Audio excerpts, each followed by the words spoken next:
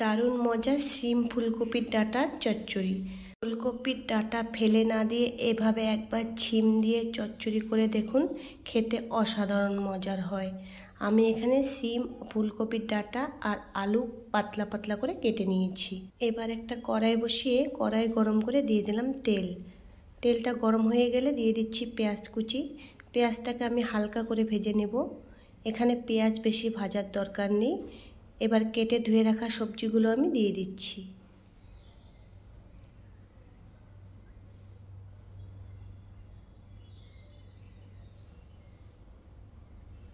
পেঁয়াজের সাথে সবজিগুলো নাড়াচাড়া করে মিশিয়ে নিচ্ছি। এখন দিয়ে দিচ্ছি স্বাদ মতো লবণ, হলুদ গুঁড়ো।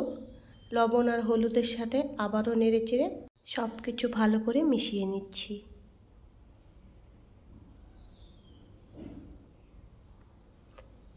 একটু পর পর এভাবে খুন্তি দিয়ে নাড়াচাড়া করে নিতে হবে, যেন সমস্ত সবজি ভালো করে ভাজা ভাজা হয়ে যায়। এরপর এর মধ্যে দিয়ে দিচ্ছি হাফ চামচের মতো জিরে গুঁড়ো। জিরে গুঁড়ো দেওয়ার পরেও আমি নাড়াচাড়া করে ভালো করে ভেজে নিচ্ছি। এইভাবে যত ভালো করে সবজিটা ভাজা হবে খেতেও তত সুন্দর হবে। দিয়ে দিচ্ছি কিছুটা বেগুন। বেগুনগুলো আমি পরে দিচ্ছি, কারণ বেগুনটা অনেকটাই নরম। বেগুনের সাথে এবার সমস্ত সবজি আবারও ভালো করে মিশিয়ে নিচ্ছি।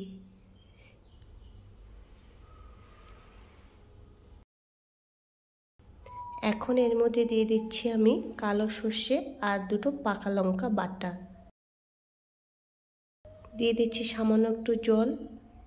এবার মশলাটাকে নাড়াচাড়া করে মিশিয়ে নিচ্ছি।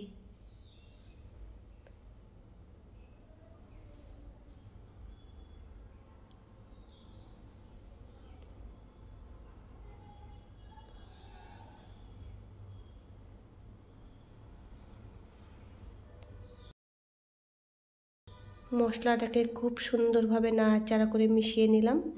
এখন এর মধ্যে দিয়ে দিচ্ছি দুটো চেরা কাঁচা লঙ্কা আর দিয়ে দিচ্ছি সামান্য একটু জল। আবারও নাড়াচাড়া করে নিচ্ছি।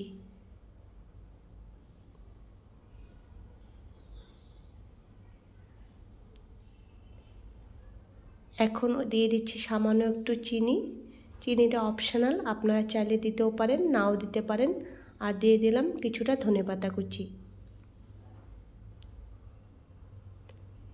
রেডি হয়ে গেল আমার শিম দিয়ে ফুলকপির ডাঁটার চচ্চড়ি। এখন একটা থালায় পরিবেশন করে নেব।